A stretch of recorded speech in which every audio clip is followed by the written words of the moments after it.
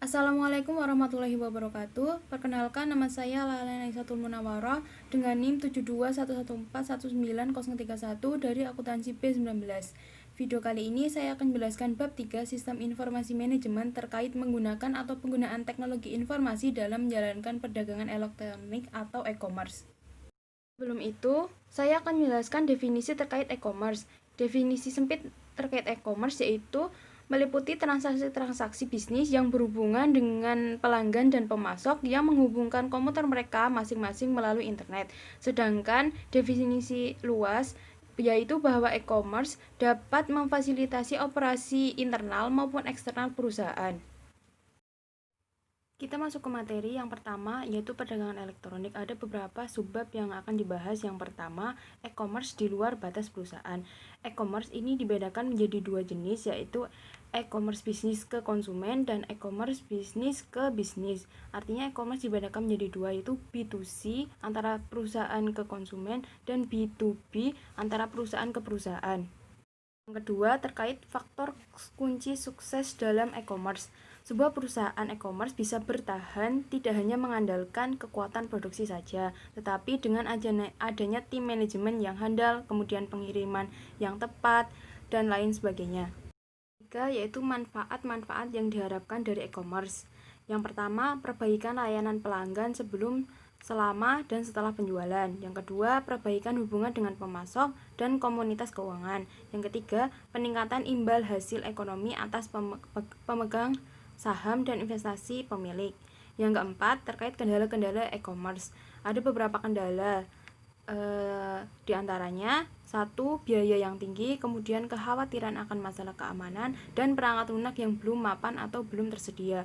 Jadi kebanyakan kendala itu terkait dengan alat-alat atau keamanan dari e-commerce sendiri. Yang selanjutnya, yang kelima, yaitu ruang lingkup e-commerce. Jadi e-commerce itu bersifat dinamis dan ruang lingkup pengaruhnya itu juga dapat berubah-ubah dalam waktu yang singkat. Hanya dalam beberapa bulan saja itu dapat berubah. Ruang lingkup e-commerce itu meliputi teknologi, marketing dan new commerce process, electronic linkage, informasi value adding, marketing making, kemudian service infrastructure, legal privacy and public policy. Yang keenam, yaitu jalan menuju e-commerce atau bagaimana sih cara menjalankan dan mendapatkan e-commerce tersebut. Rencana bisnis strategis akan membakukan komitmen untuk menggunakan e-commerce guna meraih keunggulan kompetitif. Jadi pertama, perusahaan tersebut harus mendapatkan atau memperoleh business intelligence, yang mana di situ nanti perusahaan diharapkan dapat memahami potensi yang ada di dalamnya sehingga dapat dikembangkan. Materi selanjutnya terkait intelijensi bisnis atau business intelligence atau BI adalah aktivitas pengumpulan informasi mengenai unsur-unsur di dalam lingkungan yang berinteraksi dengan perusahaan. Ada dua macam, yang pertama yaitu basis data eksternal dan yang kedua adalah mesin pencari. Basis data eksternal adalah perusahaan menggunakan berbagai basis data ini untuk mendapatkan kecerdasan bisnis karena ia lebih cepat, lebih mudah daripada meneliti berbagai jenis sumber informasi. Yang kedua yaitu mesin pencari. Adalah suatu program komputer khusus yang menanyakan satu kata atau sekelompok kata kepada pengguna untuk dicari. Jadi intelijensi bisnis itu dimana perusahaan itu harus mencari atau alat-alat untuk mencari informasi terkait bisnisnya. Materi yang selanjutnya, materi yang ketiga adalah strategi e-commerce dan sistem interorganisasional. Jadi strategi yang paling sering disebut adalah strategi di mana unsur-unsur yang ada dikaitkan dengan transmisi data elektronik. Jadi nama yang diberikan untuk strategi ini adalah sistem interorganisasional atau interorganisational system atau IOS, yaitu istilah yang sering kali dipergunakan untuk IOS adalah EDI, yang merupakan singkatan dari Electronic Data Interchange atau pertukaran data elektronik. Yang selanjutnya penjelasan mengenai IOS dan EDI. Pertama yaitu IOS. Manfaat IOS ada dua, yaitu efisiensi komparatif dan kekuatan penawaran.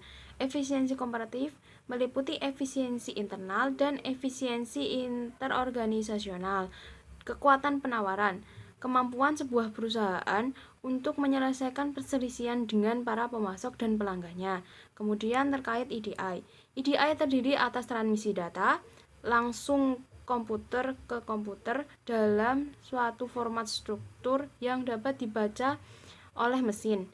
EDI sangat penting karena memfasilitasi sebagian besar mayoritas perdagangan B2B. EDI adalah implementasi dominan dari suatu iOS.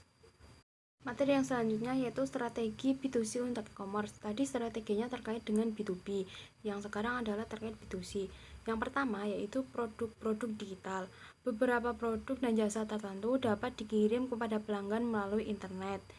Yang kedua yaitu produk-produk fisik. Produk digital tadi dapat dikirim melalui internet, tapi untuk produk fisik itu barang-barang fisik tidak dapat dikonsumsi melalui web, sebagai gantinya harus dikirim ke pelanggan. Yang ketiga yaitu penjualan maya versus campuran. Penjualan maya adalah penjualan yang dilakukan perusahaan yang tidak mengoperasikan tempat berjualan fisik. Sedangkan penjualan campuran terjadi ketika perusahaan memiliki tempat berjualan secara fisik dan secara situs web. Selanjutnya yaitu langkah e-commerce berikutnya atau bagaimana sih perkembangan e-commerce di masa yang akan datang. Yang pertama, perdagangan bergerak. Perdagangan bergerak adalah penggunaan telepon seluler atau sistem digital pribadi atau personal digital assistant untuk melakukan e-commerce nirkabel.